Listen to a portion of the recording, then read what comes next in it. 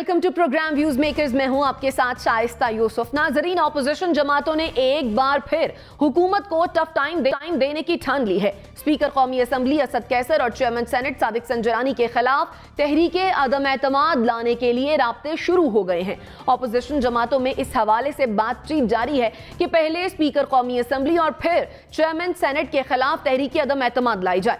इत्तलात के मुताबिक peoples party ने ऑपोजिशन जमातों से कहा है कि स्पीकर के खिलाफ खुफिया वोटिंग होने की वजह से तहरीक कामयाब हो सकती है, जबकि सेनेट में ऑपोजिशन की अक्सरियत है, इसलिए चेयरमैन को हटाना मुमकिन है। दूसरी तरफ आज मुस्लिम लीग नून के सदर शहबाज शरीफ ने एक तकरीब से खिताब किया, जिसमें उनका कहना यह था कि हुकूमत का धड़न तख्ता होने वाला है, कारकुन तैयारी करें।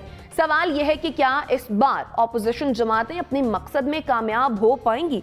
इस पर डिस्कशन के लिए जो मेहमान हमारे साथ मौजूद हैं, तारुफ मैं आपसे करवा देती हूँ। हमें ज्वाइन किया नासिर बेग चुगताई साहब ने, जुनैरा अजहर साहिबा हमारे साथ मौजूद हैं, मुजम्मिल सोहरवर्दी साहब ने हमें ज्वाइन किया है। इसके साथ साथ हमारे साथ मौजूद हैं अमीर अब्बास साहब और ब्रिगेडियर रिटायर्ड हारिस नवाज साहब भी। आप तमाम मेहमानों के वक्त का बेहद शुक्रिया। एनबीसी आपकी जानिब आऊँगी। हम देखते हैं कि इस तरह के जब भी कोई सिचुएशन आती है, कोई भी मौका आता है, तो बातें तो बहुत होती हैं, लेकिन ऑपोजिशन भी जो है वो तकसीम हो जाती है। इस बार आपके ख्याल में क्या ऑपोजिशन जमातें कामयाब हो पाएंगी अपने इस मकसद में? देखिए, बिल्कुल सही कहा आपने कि अपोजिशन तकसीम हो जाती है, उसके लोग पूरे नहीं हो पाते। बाज़ औक़ात गलत खाने में स्टैंप लगा दी जाती है और वोट मुस्तरद हो जाता है। अब वो वोट मुस्तरद करने वाला कौन है, इससे बहस मैं नहीं कर रहा, लेकिन वो केस अदालत पे मौजूद है, उसका फैसला आना है। आजकल जो सूरत हाल है वो बड़ी सर्दी में गर्मा गर्म है कि शहबाज शरीफ का लेजा अचानक बहुत तलख हो गया है, बहुत सख्त हो गया है। आज वो हार्ड हिटिंग बैटिंग कर रहे हैं। ज़रदारी साहब हस्बे मामूल नारे लगा रहे हैं, मैं आया, खेमा गाड़ दूंगा, कैंप लगा दूंगा, वगैरह वगैरह। वहाँ से भी बहुत ताकतवर आवाज़ें आ रही हैं। और मुझे लगता है ये कि केपीके में जो मार पड़ी है पीटीआई को, उसके बाद इनमें दोबारा जान आई है और दोबारा उन्होंने सोचना शुरू किया है।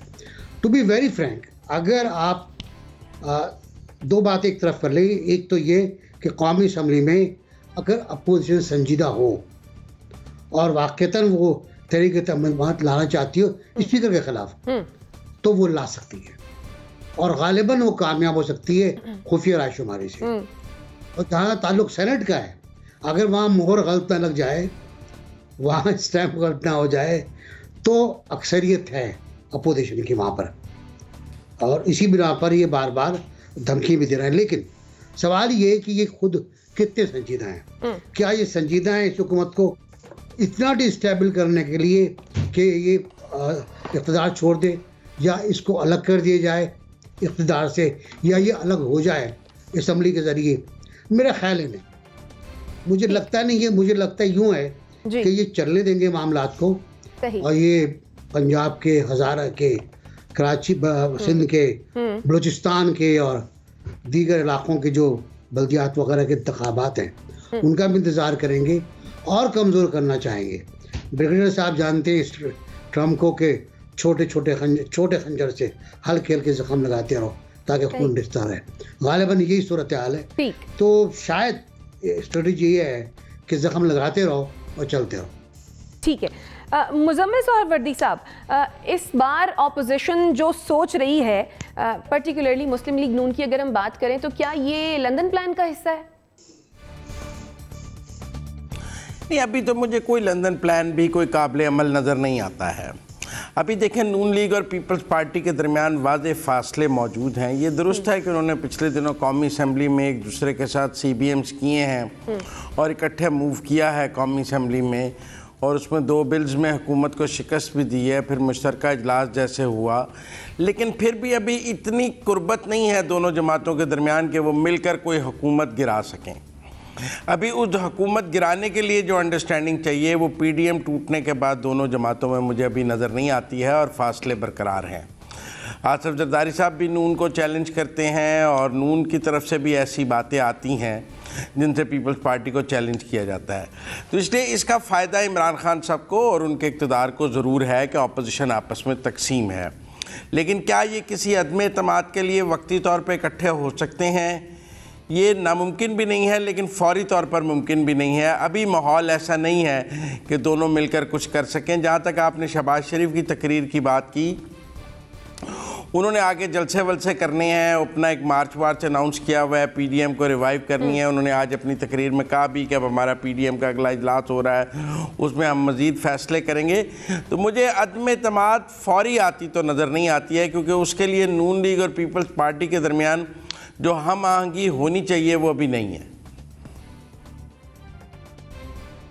ठीक, अमीर अब्बास साहब, हम देख रहे हैं कि शहबाज शरीफ साहब जो हैं उनका भी बयान सामने आया, इसी तरह से साबिक सदर आसिफ अली जरदारी वो भी खासे मुताहरिक नज़र आ रहे हैं। ऐसे लग रहा है कि सर्द मौसम में जो ये गर्मा गर्मी है, ऑपोजिशन पूरी तरह से तैयार है हुकूमत को टफ टाइम देने के लिए या फिर हुकूमत को भेजने के लिए? शायद दो इसमें पहलू हैं। एक तो ये कि क्या ऑपोजिशन को तहरीक अदम एतमाद लानी चाहिए या नहीं, और दूसरा पहलू ये है कि अगर ये तहरीक अदम एतमाद लाएंगे तो वो कामयाब होगी या नहीं। जहां तक इसकी कामयाबी का ताल्लुक है तो इन 3.25 सालों में 350 बार तो उन्होंने कहा कि हम स्पीकर के खिलाफ, और बीच में डिप्टी स्पीकर के खिलाफ लेकर भी आए थे कासिम सूरी के खिलाफ, और चेयरमैन सेनेट को भी हटाना चाहते थे, लेकिन इनका अपना चेयरमैन सेनेट के लिए लाने की पोजीशन में थे, लेकिन ये अपना चेयरमैन सेनेट नहीं ला सके और हुकूमत और उसके इत्तेहादियों का सादिक सजरानी वापस आ गया। तो एक तो ये अभी तक इसमें कामयाब हुए नहीं। जो स्पीकर के खिलाफ है वो शो ऑफ हैंड से होगी, वो मेरा ख्याल है सीक्रेट बैलेटिंग से नहीं है। तो शो ऑफ हैंड से तो फिर हुकूमत के इत्तेहादियों को कौमी असम्बली में इतना दिल गुर्दा पैदा करना पड़ेगा कि वो हुकूमत के खिलाफ वोट दे दें और कहें कि भाई ये जो असद कैसर है हम इनको हटा रहे हैं, जो कि मेरा नहीं ख्याल कि अभी सरे 10 अगले 4-6 महीने के अंदर उनके इत्तेहादी इमरान खान के उनको डिच करेंगे। हाँ वो कर सकते हैं, लेकिन वो इलेक्शन के करीब आकर। दूसरी बात ये कि क्या इनको लानी चाहिए या नहीं। देखिए, मैं समझता हूं कि 3.25 साल में सबसे बड़ी हिमाकत अगर कोई हो सकती है ऑपोजिशन की तरफ से, वैसे तो उन्होंने बेतहाशा हिमाकतें की हैं, लेकिन सबसे बड़ी कोई हिमाकत हो सकती है तो वो ये कि आप इमरान खान की हुकूमत को डिस्टेबलाइज करें, वो भी ऐसे वक्त में कि जब इमरान खान खुद अपनी हुकूमत को डिस्टेबलाइज कर रहे हैं, जब वो खुद पॉपुलैरिटी से अनपॉपुलर की तरफ बढ़ते चले जा रहे हैं, जब वो इलेक्शन पर इलेक्शन हार रहे हैं और ऑपोजिशन इलेक्शन पर इलेक्शन जीत रही है। यानी खैबर पख्तूनख्वा के अंदर ऑपोजिशन अलायंस जो है, अलायंस तो नहीं है उनका बना, लेकिन ऑपोजिशन की जो मजबूरी सीट्स हैं वो तकरीबन 80% ज्यादा है हुकूमत की सीट से। इसी तरह से जो 14 ज़िमनी इलेक्शन हुए 2021 में, उसमें से 12 इलेक्शन ऑपोजिशन जीत चुकी है। फिर जो कंटोनमेंट के लोकल गवर्नमेंट इलेक्शन हुए, मुल्तान में सफाया हो गया इमरान खान का, लाहौर में सफाया हो गया, रावलपिंडी में सफाया हो गया, पेशावर में डेंट पड़ा। तो मुझे समझ नहीं आ रही है कि ये ऑपोजिशन अगर इसमें थोड़ी सी भी सियासी सूझबूझ हो, ये कभी अपने सबसे बड़े सियासी हरीफ इमरान खान को शहीद होने का मौका ना दे। याद रखिएगा, इमरान खान और उनकी जो जमात है वो बयानियां घड़ने में इतनी तेज जमात है कि कोई उसका मुकाबला नहीं कर सकेगा। अगर आप इमरान खान से एक दिन पहले भी इक़्तिदार छीन लेंगे ना, यानी 5 साल पूरे होने से एक दिन पहले भी अगर आपने इमरान खान को घर भेज दिया, इमरान खान अगले 20 साल आपके ऊपर सवार हो जाए। वो और उनकी पार्टी ये कहते फिरेंगे यदि हमने तो पाकिस्तान को स्कैंडिनेविया बना दिया था, हमने तो लाहौर को पेरिस बना दिया था, हमने तो कराची को दुबई बना दिया था, इन कम वक्तों ने हमसे आखिरी दिन छीन लिया। तो ये बहुत बड़ी हिमाकत करने जाएंगे अगर ये इमरान खान की हुकूमत को गिराते। इनको चाहिए कि जब एक शख्स खुद अपने वजन पे गिर रहा है, वो इंतहाई पॉपुलर हो रहा है, उसकी गवर्नेंस के इश्यूज हैं, उससे अपनी पार्टी की संभाली जा रही है और उसका अल्टीमेटली फायदा 2023 के इलेक्शन में इसी ऑपोजिशन को होगा, तो ये क्यों उसको सियासी शहीद बनाकर और 2023 के इलेक्शन में उसको सिंपैथी का वोट देना चाहते हैं। ठीक है जुनैरा, आपके ख्याल में इस सारे सिचुएशन में इत्तेहादियों का स्टैंड क्या हो सकता है?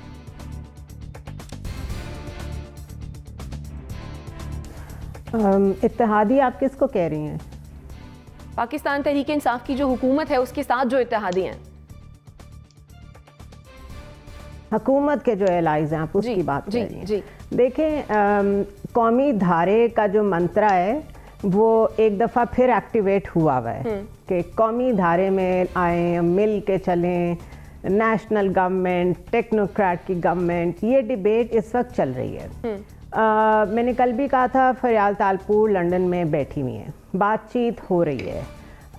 लड़ाई सिर्फ इस बात पे है कि अगर अभी डिस्टेबलाइज कर देते हैं ये लोग इमरान खान की गवर्नमेंट को, जिस तरीके से भी वो रेलेवेंट नहीं है यहाँ पे, तो वो जो इंटरिम पीरियड है बिटवीन नाउ एंड इलेक्शंस, उस छोटे से पीरियड में कौन आना चाहेगा और ज़िम्मेदारी लेना चाहेगा, क्योंकि वो एक थर्ड टायर होगा, वो एक एक्स्ट्रा टायर होगा, स्टपनी कहते हैं जिसको, वो वेस्ट करेंगे अपनी उसको अपनी पॉलिटिकल एग्जिस्टेंस को, क्योंकि जनरल इलेक्शंस में जीत के 5 साल के लिए आना एक बड़ी पावर है, और एक छोटे से पीरियड के लिए किसी गवर्नमेंट को गिरा के इंटरिम सेटअप का हिस्सा बनना इज़ समथिंग एल्स। वो ना पीपल्स पार्टी बनना चाह रही है, ना वो नून लीग बनना चाह रही है। आसिफ अली जरदारी तो खुल के कह रहे हैं कि इसको हटाएं, इलेक्शंस अनाउंस करें, फिर हमसे बात करें। बातचीत हो रही है, सारे डिनाई करेंगे, टीवी पे बैठ के कोई नहीं बोलेगा, लेकिन सबको पता है बातचीत हो रही है, और कैसे कैसे फॉर्मूलाज फ्लोट किए जा रहे हैं। जो सबसे बड़ा प्रॉब्लम पीटीआई को है वो ये है कि ऑलरेडी किस पार्टी में जाना है, टिकट कहाँ से लेने हैं। पीटीआई के वो लोग जो पहले भी कहीं से उड़ के आए थे, वो भी उस सिलसिले में अब ज़्यादा एक्टिवेट हुए हैं, उनका भी फोकस कहीं भी बलदियाती इलेक्शंस पे नहीं है। तो इत्तेहादी हो या पीपल्स पार्टी हो या नून लीग हो, इस वक्त सोच सबकी यही है कि पावर स्ट्रगल में हमने किस तरफ खड़े होना है। अब इस इंटरिम पीरियड का फ़ायदा नहीं होगा, इसका नुकसान होगा। नुकसान किस तरह होगा कि एक आप सियासी शहीद बना देंगे इमरान खान की गवर्नमेंट को, खुल के बात सामने आ जाएगी कि हाँ जी हम तो कहते थे हमें काम नहीं किया जा रहा। उसके अलावा वीलॉगर्स हैं कुछ, में उनके भी जो बहुत ज़्यादा तज्जिए बहुत पॉपअप कर रहे होते हैं टाइमलाइन पे, मैं उनको सुन लेती होती हूँ। उसमें भी एक अजीब सी प्रेडिक्शंस कर रहे हैं कि जनरल फैज़ हमीद के जाने के बाद जो नए DGIS आए हैं उनका टिल्ट किसी और तरफ है। नोबडी अंडरस्टैंड्स के टिल्ट कहीं एकदम से चेंज जो होता है वो फिर एकदम से नज़र नहीं आता, वो पहले पीछे उसकी तैयारी होती है और फिर वो नज़र आता है। तो इसलिए ये इस वक्त बड़ी बातें हो रही हैं, बड़े फार्मूलाज डिस्कस हो रहे हैं, बड़े टेक्निकल एंगल से चीज़ें डिस्कस हो रही हैं, और टेक्निकल इंसाफ देने की कोशिश की जा रही है कुछ लोगों को। इसीलिए आपको बार भी बहुत एक्टिवेट नज़र आ रही है। सो लेट्स सी, इसमें कोई देर नहीं है, ये जब चाहें आराम से संजरानी को हटा सकते हैं, कोई देर नहीं है उसमें, लेकिन इस वक्त उससे बढ़ के बातें हो रही हैं। ठीक, ब्रिगेडियर साहब, ये जो अपोजिशन जमातें इतनी मुत्तहिद नज़र आ रही हैं, आपके ख्याल में क्या वाकई इतनी मुत्तहिद हैं जितनी नज़र आने की कोशिश कर रही हैं? देखें शाइस्ता, बिल्कुल मुत्तहिद ये आपस में मुत्तहिद नहीं है, it's just a pressure tactics. क्योंकि ज़ाहिर है कि शरीफ फैमिली के ऊपर बड़े सख्त जो केसेस अभी लेटेस्ट हैं जिसमें अरबों रुपया 25,000 रुपया अकाउंट में गया और वो डॉक्यूमेंटेड है, वो प्रेशर जो शहबाज शरीफ बोल रहे हैं बेसिकली वो वजह से बोल रहे हैं। सेकंड, मुझे एक बात आप बताइए कि क्या पीपल्स पार्टी इस वक्त इलेक्शन चाहती है और उनको 1.5 साल और चाहिए पंजाब में इस्टेब्लिश होने के लिए, अपना वोट बैंक बनाने के लिए, अपने पार्टी को रीऑर्गेनाइज करने के लिए, और जो वहाँ पर अपने आप को स्ट्रॉन्ग कर लेंगे उसके बाद वो इलेक्शन चाहेंगे। आज अगर इलेक्शन होते हैं तो who is going to win? जाहिर है कि PMLN अगर हम एक अंदाज़ा लगाएं तो पीपल्स पार्टी को क्या फ़ायदा होता है? People's Party is already in Sindh, उनको कोई और प्रॉब्लम नहीं होगी, वो जाके PMLN वहाँ पर गवर्नमेंट में आ जाएगी, अगले इलेक्शन में भी आ जाएगी। तो पीपल्स पार्टी ने क्या गेन करना, इसलिए वो PDM भी छोड़ कर गए थे, because they want to reestablish. उन्होंने कहा मैं इस्लामाबाद, असददारी ने और बिलावल भुट्टो इस्लामाबाद लाहौर बैठेंगे, पार्टी को री एस्टैब्लिश करेंगे, उसके बाद वो वोट बैंक में करेंगे, सेंट्रल पंजाब से 15-20 सीटें लेने की कोशिश करेंगे और उसके बाद वो इलेक्शन लड़ेंगे ताकि वो किसी अच्छी बारगेनिंग सिचुएशन में आ सकें। क्योंकि उनके पास KPK में भी वोट है, बलूचिस्तान में भी है, सिंध में है, तो पंजाब सदर्न पंजाब में भी है, वो ये करना चाहते हैं। सेकंड, अब पीपल ये अपोजिशन को बजाय इसके जो ये कर रहे हैं, क्या गेन करेंगे 1 साल के बाद? बजाय इसके आप अभी अपना सोल्यूशन बताएं कि क्या आपके पास हल है, क्या आपका मैनिफेस्टो है, हाउ यू कैन, आप जो इतनी महंगाई है इसको कैसे कम करेंगे, जो इकोनॉमिक इंडिकेटर ख़राब कह रहे हैं वो कहते हैं बहुत ख़राब है, वो कैसे करेंगे, जॉब कैसे देंगे, जॉब अपॉर्चुनिटीज कैसे देंगे, सेहत का क्या करेंगे। They should come out with that. ये अब मैनिफेस्टो, इलेक्शन का 1 साल रह गया, ये सिर्फ प्रेशर टैक्टिस है, ये सिर्फ प्रेशर है कि नवाज शरीफ के और शहबाज शरीफ के और सोन दो केसेस को प्रेशर में आके डॉर्मेंट कर दिया जाए, स्लो कर दिया जाए ताकि वो हुकूमत पूरा कर ले। अदरवाइज अगर जाके ये वोट ऑफ कॉन्फिडेंस ले भी लेते हैं तो क्या गेन करेंगे? PMLN को ले आएंगे, वोट पीपल्स पार्टी लाइक इट कि PMLN की गवर्नमेंट के दौरान में इनका इलेक्शन हो। तो आई थिंक ये सॉरी टोटल प्रेशर टैक्टिक्स है, nothing is going to happen. ये इसी तरह शोर मचाते रहेंगे without creating any dent in PTI, और उसके बाद इलेक्शन होंगे, उसी वक्त पता चलेगा कि अवाम किसको वोट देते हैं। उसके लिए आज इनको तैयारी करनी चाहिए और अपने मैनिफेस्टो लाना चाहिए। ठीक हो गया, यानी आपके ख्याल में ये प्रेशर टैक्टिक्स हैं। NBC आपकी जाने भी आऊंगी, आपका कमेंट भी ऐड करूंगी, लेकिन आज शहबाज शरीफ साहब ने एक तकरीब में खिताब किया और खासे जज्बाती अंदाज में खिताब किया। पहले नाज़रीन को वो सुनवा देते हैं और फिर एनालिस्ट की राय पर ले लेते हैं। इस जालिम हुकूमत के खिलाफ खात्मा करने का वक्त आ गया। लंगोटे कसे तैयारी करें, इनका गरेबान हो और आपका और हमारा हाथ हो। तख्तियां लगाने का इतना शौक था तो हमें बता देते। तख्तियों से बात नहीं बनेगी, आपका धर्म तख्ता इंशाल्लाह होने वाला है आपका। बिल्कुल। तो छोटे मियां साहब आज बड़े जज्बाती नजर आए हैं और उन्होंने कहा है कि तैयारी करें। NBC मैं तो कहा था आपसे कि ठंडे मौसम में गरम गरम बातें की उन्होंने। कभी आप बारिश में पकौड़े खाएं गरम गरम, तो वही पूरा मजा है उसका चटनी के साथ। तो चटनी भी थी, पकौड़े भी थे, गरम बातें भी थी। लेकिन ये बात बिल्कुल दूसरे मैंने पहले कही थी कि छोटे छोटे जख्म लगाना चाहते हैं ताकि दुश्मन ब्लीड करता रहे, और ये एक उनको लगाने चाहिए, और लेकिन हुकूमत लेनी नहीं चाहिए जैसे कि सब लोग कह रहे हैं। हुकूमत लेने से या अदम एतमाद करने से, जहां अमीर अब्बास ने गिनाए बहुत जायज़ नुकसानात और फ़वाइद इमरान खान के लिए, वहाँ इनको नुकसान नहीं होगा। क्या करेंगे ये इकनॉमी का इस 1.25 साल और 1.5 साल में? कितने कर्जे इनके ऊपर और आ जाएंगे और कितने मकबूजिया और हो जाएंगे? मैशत को महंगाई किस तरह कम करेंगे? क्या फार्मूला है इनके पास? बेरोज़गारी जो बढ़ गई है उसका खात्मा कैसे करेंगे ये? और चले जब आम इंतखाबात होंगे तो 5 साल का टाइम मिल जाता है आपको सोचने का, समझने का, पॉलिसी बनाने का, काम करने का। लेकिन 5 साल के बाद जो हुकूमत आएगी वो भी बहुत शदीद दबाव में होगी, फाइनेंशियल दबाव में होगी। उसको रीपे करना होगा, उसको जनरेट करना होगा पैसा वापस करने के लिए। तो ये अब अगली हुकूमत के लिए भी आसान नहीं है जो आम इंतखाबात के बाद आएगी, उसके लिए भी आसान नहीं है। और ये जो ट्रांजिट गवर्नमेंट आएगी, अगर आई जैसा कि लोग कुछ चाह रहे हैं, मेरा ख्याल नहीं चाह रहे लोग, तो वो भी कुछ नहीं कर पाएगी, बल्कि धड़न तख्ता हो जाएगा हर चीज़ का। और इस वक्त जो इमरान खान साहब की विकेट है वो बहुत कमज़ोर है, बहुत टूटी फूटी है, कि उनको बाउंसर भी लग रहे हैं, उनको बैट पे गेंद आ भी नहीं रही है। बुरा वक्त है उनका KPK के बाद। और अब वो जो बार बार बात कर रहे हैं पंजाब वालों से और गवर्नर साहब से और चीफ मिनिस्टर से, वो यही तो बात है ना यार कि हमें करना क्या है अब KPK के बाद। तो वो कमज़ोर है, उन्हें और कमज़ोर होने देना चाहिए। पॉलिटिकल साइंस ये कहती है, बाकी इनकी मर्जी। ठीक, सही। नाज़रीन, इस मामले पर हमने अवाम की राय भी जाननी चाहिए और हमने सवाल के स्पीकर कौमी असम्बली और चेयरमैन सेनेट के खिलाफ तहरीक अदम एतमाद के लिए ऑपोजिशन जो एक दूसरे से राब्ते कर रही है, तो क्या ऑपोजिशन इस बार कामयाब हो पाएगी? 43% लोगों ने इसके जवाब में कहा है हाँ कि ऑपोजिशन इस बार कामयाब हो पाएगी, जबकि 57% लोगों का ख्याल ये है कि ऑपोजिशन इस बार कामयाब नहीं हो पाएगी। मुजम्मिल सोहरवर्दी साहब, आप इत्तेफाक करेंगे इस राय से? नहीं, देखें, मैं ज़रा चूँकि बहुत बात की गई कि अगर अदम एतमाद होगा तो कौन इंटरिम पीरियड के लिए हुकूमत लेगा, तो दोस्त जो है ना वो अभी हाल ही में बलूचिस्तान का मॉडल अपने सामने रखें। देखें, वहाँ अदम एतमाद हुई और बाप पार्टी का वज़ीर आला जाके बाप पार्टी का ही वज़ीर आला आ गया, लेकिन अपोजिशन की मर्ज़ी से आया। पिछले वज़ीर आला के ख़िलाफ़ जो थे वो अपोजिशन पे पर्चे दे रहे थे, फंड बंद कर रहे थे, और उनके ऊपर जो है अपोजिशन उनके ख़िलाफ़ धरने दे रही थी, और नया वज़ीर आला वो बाप पार्टी का ही अपनी मर्ज़ी से ले आए। लिहाजा अगर अदम एतमाद होगी तो ऐसा नहीं है कि मुस्लिम लीग नून या पीपल्स पार्टी अपना वज़ीर आज़म ले आएंगे। वज़ीर आज़म तहरीक इंसाफ से ही आएगा, सिर्फ इमरान खान माइनस होंगे जैसे कि वहाँ जाम कमाल माइनस हुए हैं।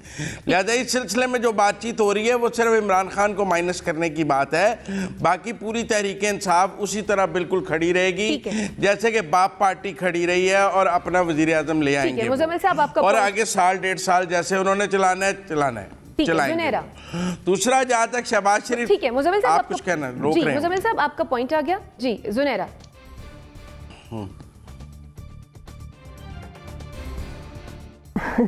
मैंने तो पहले भी यही कहा है कि मेरा नहीं ख्याल कि इस किस्म की एक्टिविटी ये करना चाहेंगे ऑपोजिशन की दोनों बड़ी जमातें, बिकॉज इस वक्त power game is bigger than what it seems. इस वक्त बातें कैंडिडेट्स की हो रही हैं और कोई भी अपना, वो कहते हैं ना, जो आपका मेन हॉर्स होता है जिसके ऊपर आपने बेट लगाई हुई होती है, उसको आप छोटी रेस में नहीं डालते होते, कभी भी नहीं डालते। क्यों इतनी इन्वेस्टमेंट को आप वेस्ट करेंगे? सो इसलिए things are bigger than what is being portrayed at the moment. ठीक है, अमीर अब्बास साहब, आप इत्तेफाक करेंगे अवाम की राय से? मैं अवाम की राय पर बात करता हूँ, लेकिन मैं मुजम्मिल साहब की राय से इत्तेफाक नहीं करता। मुजम्मिल साहब बहुत सीनियर और बड़े घाक साफी हैं। एक बात उन्होंने जो की है, मुझे ये समझ नहीं आई कि ये इमरान खान को माइनस करके तहरीक इंसाफ को कैसे चलते हुए देख सकते हैं। ये मुमकिन ही नहीं है कि लीडर ऑफ द, यानी पार्टी तहरीक इंसाफ की हुकूमत हो, leader of the house Imran Khan कोई और हो और इमरान खान जिंदा हो। ये नामुमकिन है। यानी तहरीक इंसाफ में एक लॉयल ग्रुप है इमरान खान का, ये वो चलने ही नहीं देंगे इस तरह से हुकूमत को, ना हुकूमत बनने देंगे वो इस तरह से। एक या तो हुकूमत डिसॉल्व होगी, असेंबली डिसॉल्व होगी, इमरान खान, ऐसा पाकिस्तान में पहले भी हुआ है, ऐसा पाकिस्तान में पहले भी हुआ है। बता दें, आप बता दें इमरान खान का स्टेचर का कोई पॉलिटिशियन बता दें, पार्टी लीडर जिसकी 26 साल की पार्टी की एक लीडरशिप है, मुझे बता दें कि वो जिसको उसकी पार्टी ने हटा के प्राइम मिनिस्टर रिप्लेस किया हो, बताएं मुजम्मिल साहब। नवाज शरीफ के साथ हुआ नहीं, माइनस हुए नहीं हुए, उनमें माइनस होने की एक लंबी रिवायत है, वो पहली दफा होंगे। नवाज शरीफ को हटाया उनकी पार्टी में से, नवाज शरीफ को हटाकर तो किसी ने नहीं बनाया वज़ीर आज़म, वो तो डिस्को लगा हुआ है, तो यहाँ भी हो जाएगा, आप बेफिक्र हैं, यहाँ भी रास्ता निकल आएगा। चलिए, आप दोनों का पॉइंट आ गया, आप दोनों का पॉइंट आ गया। ब्रिगेडियर साहब, आपके ख्याल में आप अवाम की राय से इत्तेफाक करेंगे? देखें, मैं बिल्कुल कि ये कामयाब नहीं होगी। इस स्टेज के ऊपर बहुत बड़ी पॉलिटिकल मिस्टेक करेंगे कि अगर इस स्टेज पे आके सियासी शहीद इमरान खान को बना देंगे, he will emerge with more power. इसलिए इस स्टेज के ऊपर इनको चाहिए कि अपना इलेक्शन मैनिफेस्टो लाएं, अपनी तैयारी करें, हाल बताएं, अवाम के कॉन्फिडेंस को विन ओवर करें, पुरानी करप्शन को कहीं ना कहीं दबा सकें, बताएं कि क्या रीजन है, और उसके बाद ये इलेक्शन में जाएंगे। It will much better for the opposition. ठीक है, आपका पॉइंट आ गया। नाज़रीन, छोटी सी ब्रेक लेते हैं, चाहते हैं, stay with us.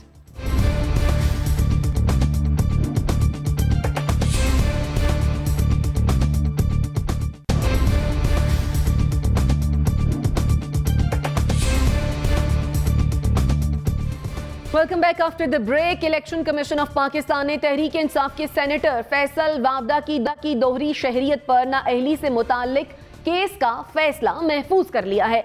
Chief election commissioner Sikandar Sultan Raja की सरबराही में 3 रुकनी बेंच ने समाअत की, जिसमें फैसल वावदा पेश हुए। उनके वकील ने बर्थ सर्टिफिकेट जमा कराया और मुवक्कफ अपनाया कि फैसल वावदा पैदाइशी अमरीकी शहरी हैं। उन्होंने कोई झूठ नहीं बोला। दौरान समाअत एक मौके पर फैसल वावदा ने कहा कि बतौर MNA उम्मीदवार मुझे कानून का उतना इल्म नहीं था, मुझे गाड़ियों का शौक है, इसका किसी और को उतना इल्म होगा। दरखास्त गुजार कादिर मंदोखेल का मौक़िफ़ है कि फैसल वावदा ने जब कागजात नामजदगी जमा कराए थे तब वो अमरीकी शहरी थे। सवाल यह है कि इलेक्शन कमीशन की तरफ से फैसले से फैसल वावदा का सियासी मुस्तकबिल महफूज हो गया है या फिर गैर महफूज। जुनैरा, MNA तो नहीं रहे फैसल वावदा, क्योंकि सेनेटर हैं, क्या देख रही हैं आप उनका मुस्तकबिल? क्या डैमेज हो सकता है उनका फ्यूचर सियासी?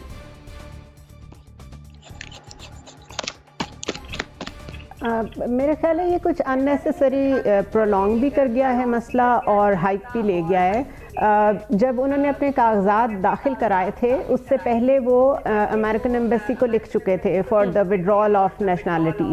उनका ख़त जो आया या जो रिस्पांस आया US से, वो आया इलेक्शन कमीशन के कागजात जमा होने के बाद। तो इस प्रोसेस में उनको झूठा कहा जा सकता है क्योंकि उन्होंने लिख दिया हुआ था, अब उनके हाथ में नहीं था कि उनको रिस्पांस कब मिलता है US गवर्नमेंट की तरफ से। तो वो जो बीच का पीरियड है जिसमें बीच में नॉमिनेशंस भी जमा हो गई, तो उसमें वो इंतज़ार में थे। He was just waiting for the reply email कि कहीं से आ जाए, लेकिन उनका नाइकॉप कैंसिल हो चुका था, नादरा ने उसकी भी तस्दीक की है और दोहरी शहरियत उनकी नहीं थी।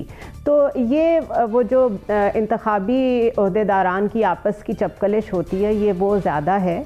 और अगर बेंच समझता है कि ये झूठ है, चाहे वो ख़त लिख चुके थे, जो कुछ भी है इन्हें नाअहल होना चाहिए तो कर दें, लेकिन असल स्टोरी उसकी ये है कि with in the process he nomination papers दाखिल हो चुके थे। उसमें वो अगर हाँ लिखते कि मैं अमेरिकन सिटीज़न हूँ तो फिर वो तो लड़ ही नहीं सकते थे इलेक्शन, तो क्योंकि वो ख़त लिख चुके थे इसलिए उन्होंने नो लिखा। तो अभी it is the judiciary to decide कि वो इसको कैसे देखते हैं। ठीक, ब्रिगेडियर साहब, आपके ख्याल में क्या फैसल वाबडा सियासी मुश्किलात का शिकार होने वाले हैं या फिर नहीं? देखें शायद साहब, पहले तो मेरी ये बात है कि why it took 4 years, it is very unfair by the judiciary और इलेक्शन कमीशन कि आपने तकरीबन 5 साल तो उनके पूरे करवा दिए, तो व्हाट इज़ द पर्पज़, ये एलिजिबल थे या नहीं थे।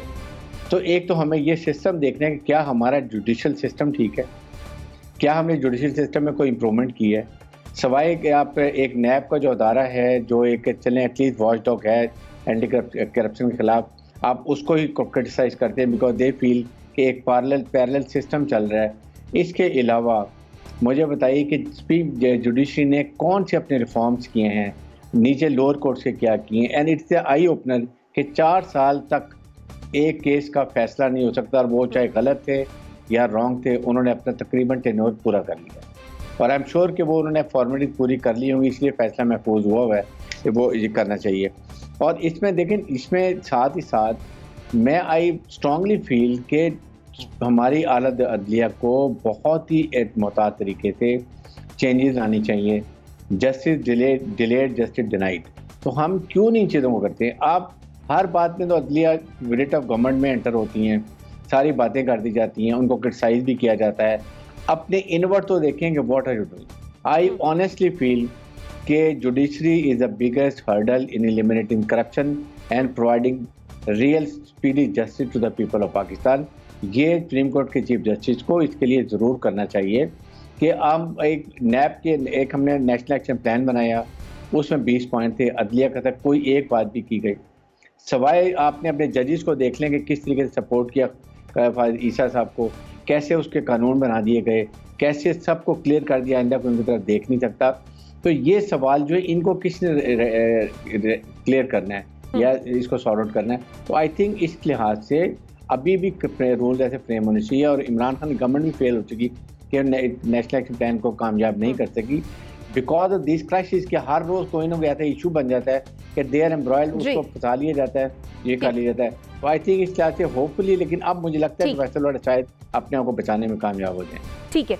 अच्छा अमीर अब्बास साहब, पिछले दिनों हमने देखा कि फवाद चौधरी और आजम स्वाति उन्होंने इलेक्शन कमीशन से माफ़ी मांगी और जो सारी सिचुएशन थी वो क्लियर हो गई। तो अगर इस केस की हम बात करें तो क्या यहाँ भी ऐसी कोई सूरत हाल हमें देखने को मिल सकती है? नहीं शाइस्ता, यहाँ सवाल माफी का नहीं है। फैसल वाडा साहब ने जो केस का बैकग्राउंड है वो मैं रिपीट नहीं करता, वो बिल्कुल जुनैरा ने सही आपके सामने रखा है। देखिए, लॉ इज लॉ। हम उम्मीद करते हैं कि फैसल वाडा की कोई बदनीयती नहीं थी। जाहिर बात है वो अपनी नेशनलिटी को सरेंडर करने के लिए एक प्रोसेस शुरू हुआ, वो प्रोसेस कंप्लीट नहीं हुआ। मीनवाइल इलेक्शन की तारीख आ गई, नॉमिनेशन पेपर फाइल करने थे। अब अगर वो हाँ लिखते तो इलेक्शन हार जाते, लड़ नहीं सकते थे। अगर ना लिखते तो जो उन्होंने लिखा उसमें वो फंस गया। लेकिन लॉ इज लॉ। ओबामा जब उनका टेन्योर खत्म हो रहा था तो उन्होंने अफ्रीकन नेशनल कांग्रेस से खिताब किया। वो तारीखी खिताब है, जो वर्ल्ड लीडर्स का पिछले 40-50 साल के जो बड़े आम खिताबात उनमें से एक वो खिताब है। ओबामा ने वहां कहा कि मैं जानता हूं कि मैं अमेरिका की तारीख का एक पॉपुलर लीडर हूं इस वक्त। मैं जानता हूं कि अगर मैं दोबारा इलेक्शन लड़ूं तो मैं तीसरी दफा भी अमेरिका का सदर बन सकता हूं, लेकिन मैं वो इलेक्शन नहीं लड़ूंगा बिकॉज लॉ इज लॉ। और अमेरिकी लॉ मुझे ये कहता है कि मैं तीसरी दफा इलेक्शन कंटेस्ट नहीं कर सकता। देखिए, कौमें कानून से खड़ी होती हैं। कौमें जगह जगह पे बेनिफिट ऑफ डाउट देने से खड़ी नहीं होती है। अगर कानून देखें तो कानून ये कहता है कि जिस दिन आपने नॉमिनेशन पेपर फाइल किए उस दिन आपने अपना बयान हल्फी दिया, उसमें आपने लिखा कि आप दोहरी शरीयत नहीं रखते, आप डुअल नेशनल नहीं है, लेकिन उस दिन आप डुअल नेशनल थे। तो कानून के तहत आप इसमें बच नहीं सकते। दूसरी बात ये कि आप अगर इमरान खान साहब के उसूलों पर समझौते देखना चाहें अगर आप ये देखना चाहें कि इमरान खान तब्दीली लाते लाते खुद कितना बदल गए, अगर आप ये देखना चाहें कि इमरान खान के कॉल ऑफ फेल में तजाद कितना है, अगर आप ये देखना चाहें कि इमरान खान पैटी कॉम्प्रोमाइजेस कैसे कर रहे हैं इक़्तिदार बचाने के लिए, तो उसकी क्लासिकल और बदतरीन एग्जांपल फैसल वाडा साहब वाली है। प्राइम मिनिस्टर को चाहिए था कि वो खुद ही ये स्कैंडल आते हुए अपने एमएनए को और अपने फेडरल मिनिस्टर को स्ट्रिप ऑफ करते। उन्होंने फैसल वाडा को बचाने के लिए सेनेट भेज दिया, लेकिन उसके ऊपर जो ज़िमनी इलेक्शन हुआ वो ज़िमनी इलेक्शन भी तरीके के साथ कराची में आ गई और पीपल्स पार्टी जीत गई। ठीक है, आपका पॉइंट आ गया। एनबीसी, आपके ख्याल में माजी की बुनियाद पर क्या फैसल वावडा को नाअहल किया जा सकता है? मेरे बात में इजाफा कर दूं कि इमरान खान दोस्तों के दोस्त हैं और दवाओं वाले बाबा थे ना कियानी साहब, उनको बचा के रखा हुआ उन्होंने अपने ऑफिस के अंदर। अच्छा, अब ये मसला बिल्कुल लीगल है, कतई लीगल है, इसमें कोई इफ एंड बट नहीं है। अगर मिस्टर ए ने नॉमिनेशन वाले दिन अपनी अमरीकी शहरियत या होनोलुलु की शहरियत या भूटान की शहरियत तर्क नहीं की, अब वो दूसरी शहरियत के हामिल हैं, तो वो नाअहल है। ठीक है जी, पहला पॉइंट। अब ये कहते ये हैं कि मैंने तो छोड़ दिया था, फिर उन्होंने बयान हल्फी दिया कि नहीं जी मैंने छोड़ दिया है। मार्च 2021 अर्ली हमारा क्वार्टर है, हाई कोर्ट का फैसला है, हम फैसलों पे जाएंगे, हम उस पर नहीं जाएंगे कि क्या हुआ। हाई कोर्ट का फैसला है कि बज़ाहिर जाली हलफनामा साबित होता है, ऑन प्राइमा फेस उनका जो जाली हलफनामा है वो जाली है, लेकिन ये फैसला इलेक्शन कमीशन को करना है कि क्या वो डिस्क्वालीफाई होते हैं और करना क्या है। तो अब इलेक्शन कमीशन के पास बात आ गई। इलेक्शन कमीशन ने कितनी समातें की, कितना इन्होंने बार बार इल्तवा लिया। हाई कोर्ट के जज साहब कहते हैं कि छुपन छुपाई का खेल खेलना है दूसरी समात में, जो दिसंबर के शुरू में हुई है, कि छुपन छुपाई का खेल खेलना है। फिर आगे इल्तवा के लिए फिर वापस जाएं, आप इंट्रा कोर्ट आपके सुन लेंगे, लेकिन इलेक्शन कमीशन को चाहिए कि अब फैसला कर दे। चुनाव इलेक्शन कमीशन ने आज फैसला महफूज किया। अब लीगल इसका प्रोसेस क्या है? लीगल ये कि डिस्क्वालीफाई तो हो जाएंगे वहाँ से, कौमी असम्बली से, और ये अगर इलेक्शन कमीशन ने समझा कि इनका हलफनामा जाली और झूठा था, तो झूठे और गैर सादिक भी करार पाएंगे। जब ये झूठे और गैर सादिक हो जाएंगे तो उनकी सेनेट की मेंबरशिप भी गई, वो भी गई सेनेट की मेंबरशिप। तो ये मुश्किलात में दो चार हैं। ये जूता ले आए, कुछ भी ले आए, हॉकी ले आए, स्टिक ले आए, उनके साथ मसला हो गया है और ये जज्बात में आगे। वाकई मोटरों वाला मसला था, इन्हें क्या पता कि हलफनामे क्या होते हैं, तो मोटर पे आ गए थे, ये उसके मसले फंस गए। ठीक है, मुजम्मिल सोहरवर्दी साहब, फैसल वावडा अगर अहल होते हैं या फिर ना अहल हो जाते हैं तो इससे हुकूमत क्या मुतासर होगी? हाँ, एक सीट उनकी सेनेट में और कम हो जाएगी। पहले फैसल वाडा की वजह से उनकी कौमी असम्बली में हुकूमत की एक सीट कम हुई है, क्योंकि अगर अब वो सेनेट की सीट छोड़ते हैं तो वो सीट पीपल्स पार्टी जीत लेगी, क्योंकि सिंध असम्बली में उनकी अक्सरियत है। अब इस वक्त अगर वहाँ पे सेनेट का इंतखाब होगा तो वो सीट बासानी पीपल्स पार्टी जीत लेगी और पीपल्स पार्टी का एक सेनेटर का इजाफा हो जाएगा। और मैं हैरान हूँ कि फैसल वाडा कितने अहम हैं इमरान खान के लिए, कि पहले उनके लिए कौमी असम्बली की सीट पर उन्होंने दी, फिर सेनेट की सीट दी, फिर लोग बातें करते हैं कि इतने अहम वो क्यों हैं। अब अभी कह रहे थे कि जी जुडिशरी का बड़ा कसूर है। भाई जुडिशरी का क्या कसूर है? जिस दिन उनके केस का फैसला होना था उन्होंने एमएनए की सीट से इस्तीफ़ा दे दिया, वजारत से इस्तीफ़ा दे दिया और सेनेटर हो गए, लिहाजा केस दोबारा से शुरू करना पड़ा। वो तो पाकिस्तान के अदालती निज़ाम के साथ हॉकी खेल रहे थे और हुकूमत की छतर छाया में और हुकूमत की प्रोटेक्शन में खेल रहे थे। पूरी हुकूमत उनके दिफा में थी, प्रोसिक्यूशन उनके साथ मिली हुई थी जिसने उनकी प्रोसिक्यूट करना था। तो ऐसे में जुडिशरी क्या कर सकती है? ये वो जुडिशरी तो नहीं है जो डे टू डे हफ्ते और इतवार वाले दिन भी काम करके रात 12 बजे भी फैसला सुना दे और वजीर आजम को अकामे पे निकाल दे। ये फैसल वाडा हैं, इनके केस को बड़ा सोच समझ के सुनना था। वजीर आजम के दोस्त थे, एमएनए से सेनेटर बने थे। एक क्लासिक एग्जाम्पल है कि जब हुकूमत किसी के साथ मिल जाए तो वो कितना भी झूठा हो, हुकूमत उसको किस तरह बचाने की कोशिश करती है। ठीक। नाज़रीन, अवाम से भी जब हमने इस बात पूछा कि इलेक्शन कमीशन की तरफ से फैसले से फैसल बावडा का सियासी मुस्तकबिल महफूज हो गया है या फिर फैसल बावडा का सियासी मुस्तकबिल गैर महफूज हो गया है, तो 48% अवाम ने इसका जवाब दिया है हाँ में कि हाँ जी उनका जो सियासी मुस्तकबिल है वो महफूज हो गया है, जबकि 52% लोगों का ख्याल ये है कि फैसल बावडा का सियासी मुस्तकबिल गैर महफूज हो गया है। छोटी सी ब्रेक लेते हैं, फिर वापस आते हैं। स्टे विद अस।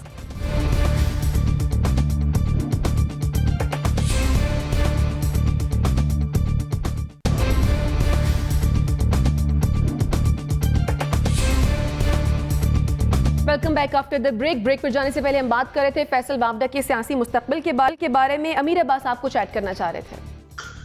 जी, मैं सिर्फ ये कहना चाह रहा था कि अगर इमरान खान साहब खुद फैसल बावडा साहब को हटा देते तो वो मॉरल लीड ले जाते और वो पाकिस्तान में एक नया सियासी बेंचमार्क मुकर्रर करते, जो बेंचमार्क वो हमेशा माजी में कहते चले आए। अब अगर उनको निकाला जाएगा तो जिसे वो कहते हैं कि 100 प्याज भी खा लिए, 100 जूते भी खा लिए, उनकी पार्टी की रेपुटेशन जो है वो मुतासर होगी और कौमी असेंबली की सीट से भी वो जाएंगे और सेनेट की सीट से भी वो जाएंगे। ठीक हो गया। ठीक। एनबीसी, आपके ख्याल में फैसल बावडा का मुस्तकबिल महफूज या गैर महफूज? देखिए, मुस्तकबिल तो बड़ा महफूज है उनका, वो सियासी हो या ना हो। ठीक, मुस्तकबिल तो महफूज का मसला नहीं, ज्यादा डिस्क्वालीफाई हो जाएंगे सेनेट से भी तो क्या फर्क पड़ता है? ठीक है। कियानी साहब को क्या फर्क पड़ गया, अलीम खान को क्या फर्क पड़ गया, दूसरे लोग हैं बहुत से अभी जिन लोगों ने अपने भाई भतीजों दामाद के भाई के भाई को टिकट दिए हैं और प्राइम मिनिस्टर ने गुस्सा का इज़हार किया है, उनके साथ भी कुछ नहीं हुआ। कलामी की माफी चाहती, कमी की सबब मुझे क्लोजिंग किए जाने पर नाज़रीन मुझे और मेरे मेहमानों को दीजिए इजाजत। अल्लाह ने के बाद।